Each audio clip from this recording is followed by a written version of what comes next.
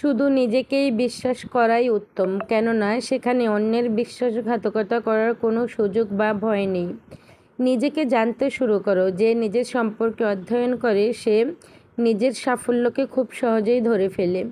পৃথিবীর সবচেয়ে বড় উপহার হচ্ছে নিজেকে জানতে পারার সৌভাগ্য লাভ করা। কেন এই কথাটা বললাম সেটা পরে আমি বিশ্লেষণ করে দিচ্ছি। আর এই যে এখানে আজকে একটু কাঁচা বাজার এনেছি, সাথে একটু মাংস এনেছি। তো এখানে আমি কি বাজার আনলাম আর কত টাকার বাজার আনলাম সেটা আমি তোমাদেরকে বলবো। আর আমার ভিডিওর থাম্বনেইল অথবা টাইটেল দেখে বুঝতে পেরেছো যে আমি 2টা যমজ বাচ্চা বিক্রির কথা বলেছি। তো সেই কথাটাও বলবো। অনেক আবেগ প্লাবন এই ঘটনাটা, সেটা তোমরা দেখলেই জানতে পারবে বা বুঝতে পারবে, শুনলে বুঝতে পারবে। এই তো এখানে আমি একটা মুরগি এনেছি, আর মুরগিটার ভেতরে দিয়ে আমি যে ধনিয়া পাতাটা এনেছি সেজন্য কিন্তু এমন হয়েছে। আর এনেছি 1 কেজি ঢ্যাঁড়স। তো ঢ্যাঁড়স এনেছি 1 কেজি, আর এনেছি 1 কেজি আলু। তো এখানে কত টাকার বাজার, মুরগিটা হলো 310 টাকা, আর হচ্ছে গিয়ে ঢ্যাঁড়স হচ্ছে 30 টাকা, আলু হচ্ছে 50 টাকা, আর হচ্ছে গিয়ে তো এখানে 2 আঁটি শাক এনেছি। 1 আঁটি হচ্ছে পাট শাক, আর 1 আঁটি হচ্ছে গিয়ে পুঁই শাক। তো আসসালামু আলাইকুম everyone, back to my channel Bangladeshi blogger Laiju.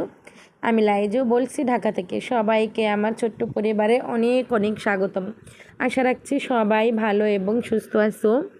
তো এই যে এখানে পুঁই শাক বাছার একটি টিপস আমি তোমাদের সাথে শেয়ার করব। অনেক আপুদেরকেই মানে হয়তো এই সমস্যাটা হয় যে পুঁই শাক রান্না করলে একটু তেতো তেতো ভাব আসে। এই যে দেখো, পুঁই শাকের পাতার থেকে যে ডাঁটটা থাকে সেই ডাঁটটা কিন্তু এভাবে ফেলে যদি পুঁই শাকটা ভাজি অথবা রান্না করা যায়, তাহলে কিন্তু এই পুঁই শাকের তেতো তেতো ভাবটা চলে যায়। চাইলে তোমরা একবার ট্রাই করে দেখতে পারো। আমি কিন্তু এই টিপস ফলো করে অনেকটাই উপকৃত হয়েছি। আর পুঁই শাক রান্না করে নেব। আর যে কথাটা বললাম যে বিশ্বাসের কথাটা ভিডিওর শুরুতেই, তো গতকালকে আমি একটি ভিডিও আপলোড করেছিলাম। সেখানে আমি আমার পিঠার যে দৃশ্যটা, মানে পিঠা বানিয়েছিল আমার বিয়ান, সেই দৃশ্যটা কিন্তু ভিডিওর শেষাংশে ছিল।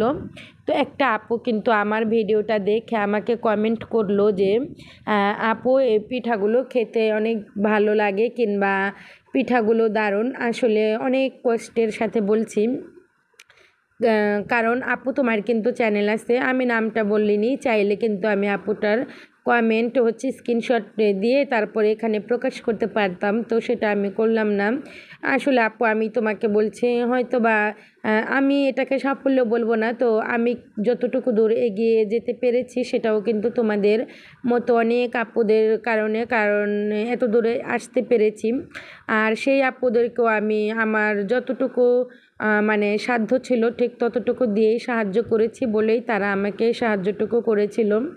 আসলে ইউটিউব এসে কিন্তু কেউ কারো সাহায্য ছাড়া কখনোই এগিয়ে যেতে পারে না। তো আপু তুমি 4 মিনিট আমার ভিডিওটা দেখেছো নাকি দেখোনি, নাকি টাইটেল দেখেই তুমি কমেন্ট করেছো, আমি বুঝতে পারিনি। আসলে আমি বলি আপু তোমাকে, শোনো, যে কারোর ভিডিও তুমি যদি ফুল ওয়াচ করো তাহলে কিন্তু তোমার জন্য ভালো আপু। কারণ হচ্ছে গিয়ে তোমার তো চ্যানেল আছে, আর যাদের চ্যানেল নেই সেই অডিয়েন্সরা যদি ফুল ভিডিও না দেখে তাহলে সেই ইফেক্টটা পড়ে কাদের উপরে জানো? সেটা পড়ে যার, মানে আমি যে ভিডিওটা আপলোড করেছি আমার উপরে।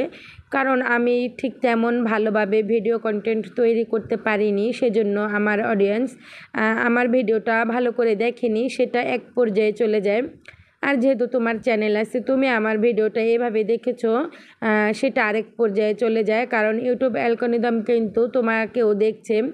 আর এই ভিডিওটা দেখা নিয়ে কিন্তু তোমার হচ্ছে গিয়ে চ্যানেলের অনেক কিছুই নির্ভর করে। কারণ তুমি যদি অন্যের কন্টেন্ট ভালোভাবে দেখো তাহলে কিন্তু ইউটিউব তোমার চ্যানেলের রিচ বাড়িয়ে দেবে এবং হচ্ছে গিয়ে তোমার ভালো ভিউজ হবে। তো তুমিও কিন্তু এই পর্যায়ে ভালো ওয়াচ টাইম পেয়ে যাবে। তো আমার অনেক আপুরাই আছে নতুন নতুন চ্যানেল খুলেছে, নতুন নতুন ভিডিও দিচ্ছে, তারা কিন্তু অনেকে জানে অনেকে জানে না। তো তাদের জন্য কিন্তু আমার এই কথাগুলো, আপুরা প্লিজ রাগ করবেন না। কারণ আমরা কিন্তু সবাই জেনে বুঝে আসি না, বা জেনে বুঝে সব কাজ করি না। আস্তে আস্তে সবার থেকেই অনেক কিছু শিখতে হয়। আমিও কিন্তু ইউটিউবে হাঁটি হাঁটি পা পা করে 1 বছর প্লাস হয়ে গেছে। এর আগে কিন্তু আমি অনেক কিছু জানতাম না। তো আপুদের সাথে আপুদের লাইভে গিয়ে তারপর হচ্ছে আপুদের ভিডিওগুলো থেকে অনেক কিছু শিখতে পেরেছি। তো যাই হোক আপু, তোমাদেরকে বলছি প্লিজ ফুল ওয়াচ করে ভিডিও দেখলে তোমাদের জন্যই লাভ, তোমাদের ক্ষতি না। আর এই তো কথা বলতে বলতে মুরগি এটা কিন্তু আমি ফ্রোজেন করে রেখে দিয়েছি ধুয়ে। আর এখানে আমি রান্না করে নিয়েছি পুঁই শাক চিংড়ি। পুঁই শাক দিয়ে চিংড়ি মাছ দিয়ে খেতে কিন্তু ভীষণ ভালো লাগে। আর এই যে দেখো এখানেও আমি রান্নার সময় তোমরা হয়তো খেয়াল করেছো, এখানে হচ্ছে গিয়ে আমি ডাঁটাগুলো আগে সেদ্ধ করেছি, পরে শাকটা দিয়েছি। এতে করে কিন্তু শাকটা বেশি সেদ্ধ হয়ে যায় না, আর শাকটার কালারটা সুন্দর থাকে, খেতে ভালো লাগে। তো যাই হোক, আরেকটা মজার রান্না আমি তৈরি করছি। যারা রুই মাছ এনে মাথা খেতে পছন্দ করে না, ডাল দিয়ে রান্না করার ক্ষেত্রেও কিন্তু এভাবে যদি রান্নাটা করে নাও তাহলেও কিন্তু খেতে অনেক ভালো লাগে। এই তো এখানে আমি রসুন আর হচ্ছে গিয়ে পেঁয়াজ থেতো করে নিয়েছি, আর মশলার মধ্যে নিয়েছি ধনিয়ার গুঁড়ো, আদা রসুন বাটা, লবণ, হলুদ, মরিচ, যা যা লাগে রান্না করতে। আর এই তো মাছটা বেশ বড় ছিল, এই মাছটা কিছুদিন আগের আনা ছিল। তো সেই মাছটাকে আমি এই তো মাথাটা এভাবে আলাদা করে নিয়েছি টুটলি সহ। আর হচ্ছে গিয়ে কিছুটা 2 পিস মাছও নিয়েছি। তো আমার কাছে এভাবে রান্না করলে খেতে ভীষণ ভালো লাগে। আমি কিভাবে রান্নাটা করছি তোমরা সেটা দেখো। আর ওই যে বললাম যে যমজ 2টি সন্তান বিক্রি করে দিয়েছে। আসলে আমি কালকে যখন নিউজ দেখছিলাম, আসলে যখন ভালো লাগে না সন্ধ্যার পরে দিয়ে দেখা যায় অনেক আপুদের নোটিফিকেশন চলে আসে, তখন ভিডিওগুলো দেখতে হয়। তো তখন আমি কি করি যেন, কারণ একাধারে এভাবে ভিডিও দেখলে কিন্তু চোখ এবং মাথা অনেক ব্যথা হয়ে যায়। তো আমি ভিডিওটা অন করে মিউট করে তারপরে কিন্তু টিভি দেখি, অনেক ধরনের নাটক দেখি, কিংবা অনেক আপুদের ব্লগ ভিডিও দেখি। কালকে মার্জিয়া লাইফস্টাইল আপুর অনেকগুলো ভিডিও দেখেছি আমি টিভিতে। আপুর তো এখন ভাইরাল, তো সেই আপুর অনেকগুলো ভিডিও দেখলাম। তো সেখানে আমি দেখলাম আপুর ভিডিওর কন্টেন্ট যতটা মানে আর কি ভিডিও আর কি যতটা না ভালো, আপুর কথাগুলো অনেক সুন্দর। তো আপুর কথার কারণে কিন্তু সবাই ভিডিওগুলো দেখছে। তো আসলে আমাদের এক একজনের এক একটা গুণ থাকতে হবে। তো আপুর কথার অনেক গুণ আছে, সেজন্য কিন্তু আপু অনেকগুলো অডিয়েন্স ধরে রাখতে পেরেছে এবং ভাইরাল হয়েছে। তো আমরাও চাই এক একজন এক এক গুণে গুণান্বিত হয়ে ভাইরাল হতে। আমি জানি না কে কে পর্যন্ত আছে আমার সাথে, আমার এই বকবকগুলো শুনছে। তো এই যে দেখো মাছ রান্নাটা না এভাবে অনেক ভালো লাগে। আর আম দিয়ে রান্না করেছি, আম দিয়ে দিয়েছি। এভাবে অবশ্যই তোমরা ট্রাই করে দেখবে, অনেক ভালো লাগে। আর ওই যে বললাম যে 2টা যমজ সন্তান, আসলে নিউজ যখন দেখছিলাম তখন দেখলাম যে বাবা এবং মা দুজনে মিলিত হয়ে কিন্তু হচ্ছে গিয়ে সেই সন্তানটাকে 2টি সন্তান 2জনকে দত্তক দিয়েছে। তো যাদেরকে দত্তক দিয়েছে তারাও কিন্তু আমার মতো নিঃসন্তান, তাদের কোনো সন্তান নেই। আসলে আমিও না অনেক আপুদেরকে বলে রেখেছি যে তোমরা যদি জানো তাহলে আমাকে অবশ্যই বলবে, আমিও এভাবে একটি সন্তান দত্তক নিতে চাই। তো আমার মতোই এমন আপুরা কিন্তু 2টা আপু 2টা সন্তান দত্তক নিয়েছে 3 লাখ টাকার বিনিময়ে।